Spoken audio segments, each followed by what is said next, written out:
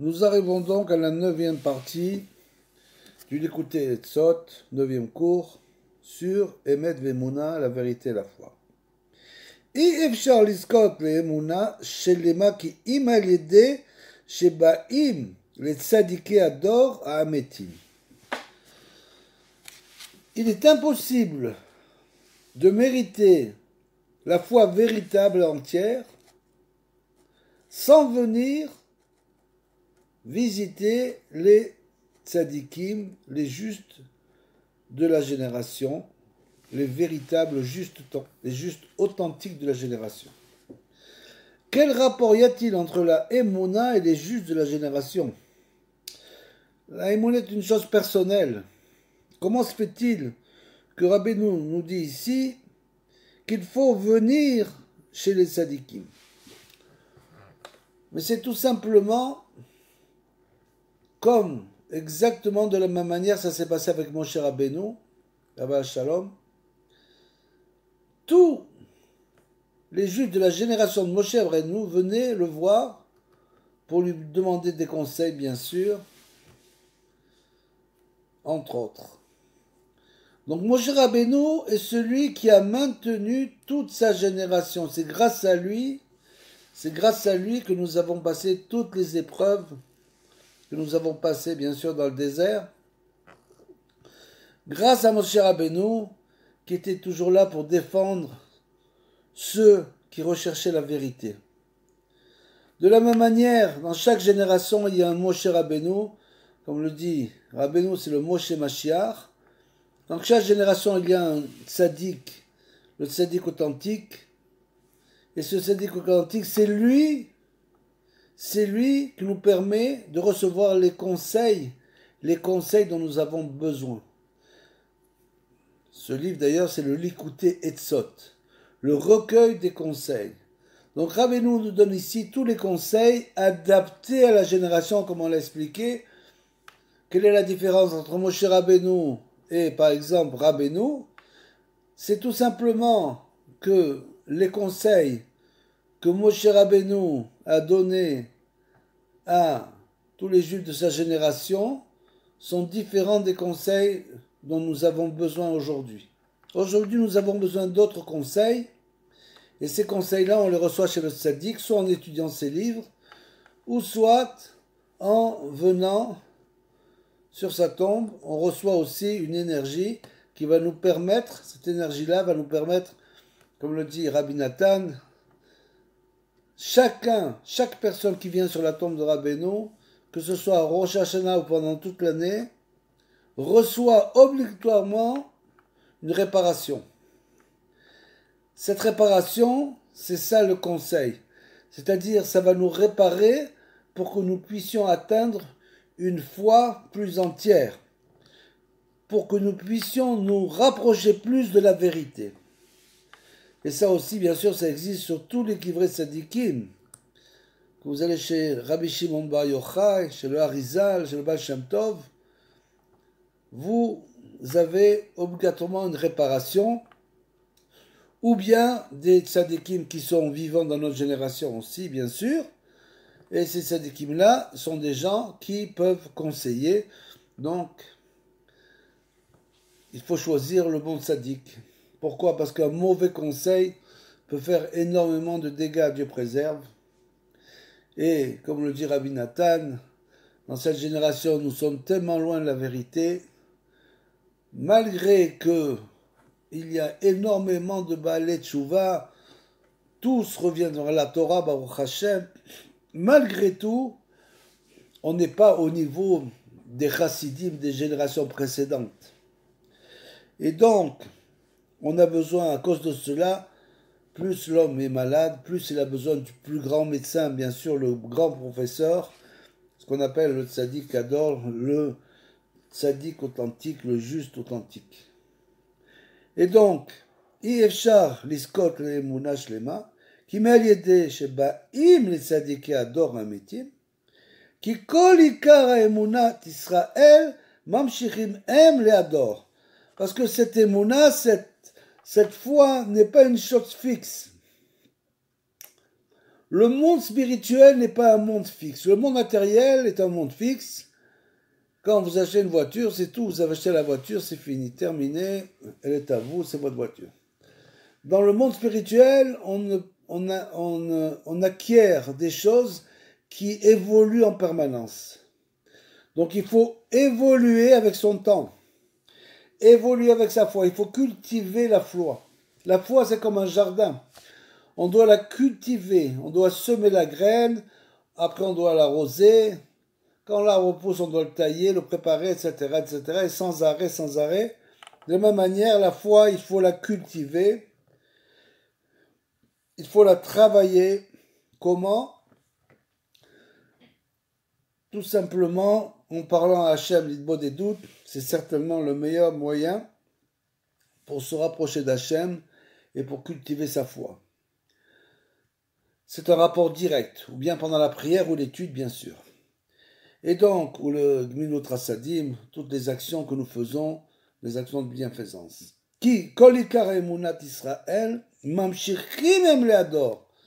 Cette émouna va continuer sur la génération, sur notre génération qui aime Klaliut à Kedusha, parce que nous représentons en tant que génération l'essentiel de la Kedusha du monde dans lequel nous vivons actuellement.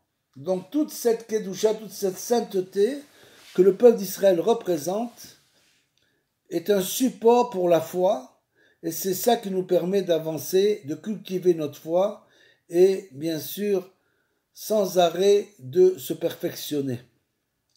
La vérité, la foi représente des visages lumineux. C'est une chose qui illumine le visage. Pourquoi?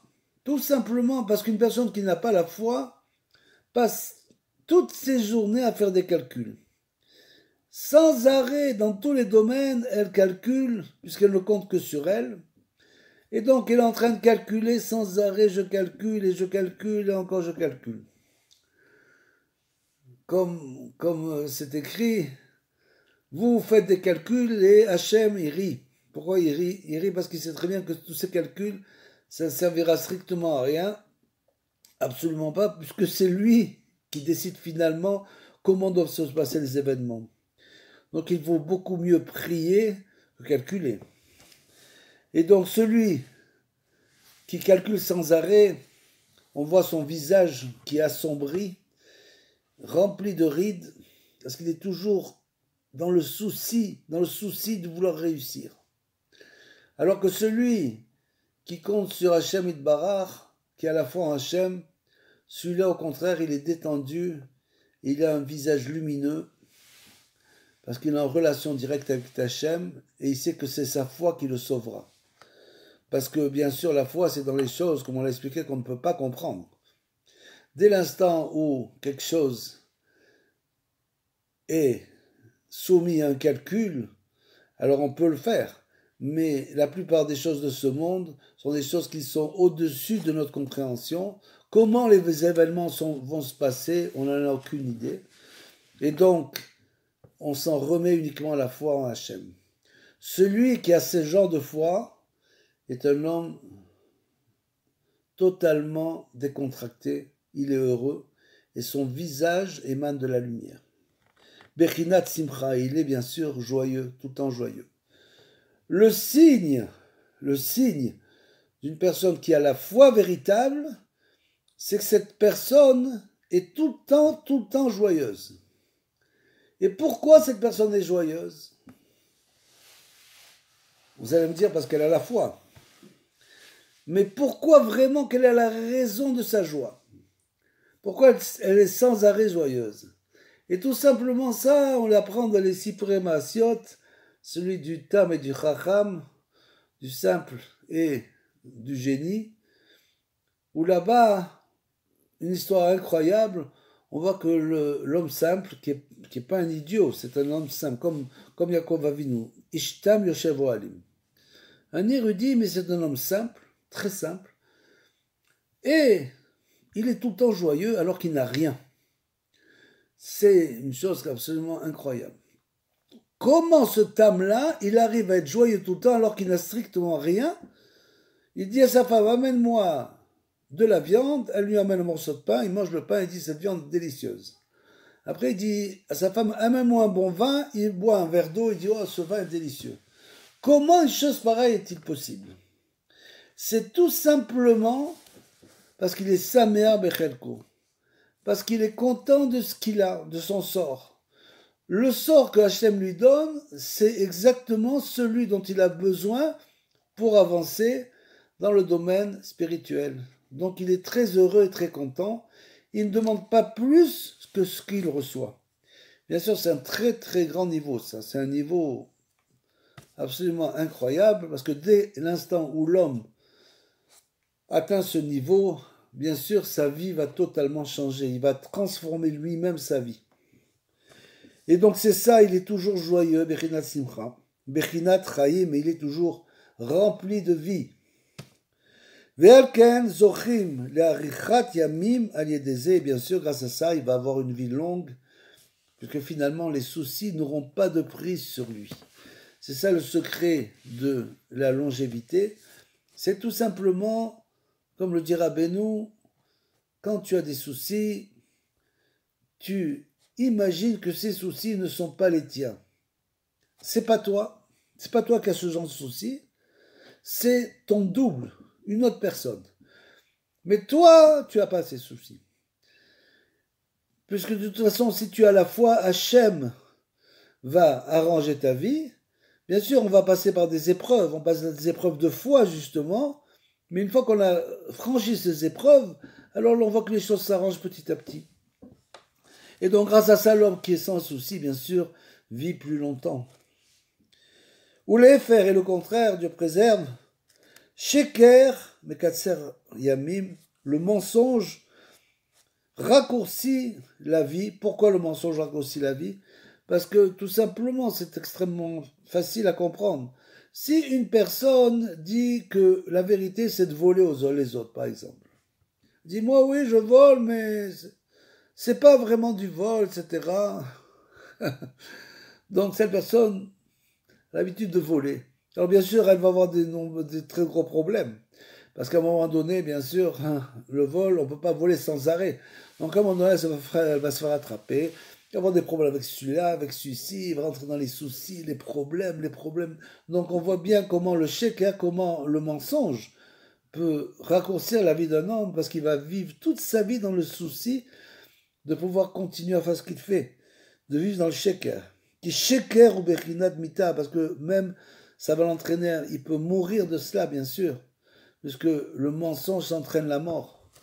Dès qu'un homme ne se rapproche pas de la vérité et de la foi, bien sûr, sa vie va être raccourcie.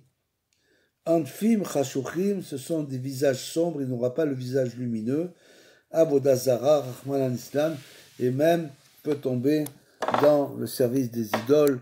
Bien sûr, comme vous le savez, comme c'est écrit, que laissez tomber vos idoles d'or et d'argent. Et c'est bien sûr de cela qu'on parle.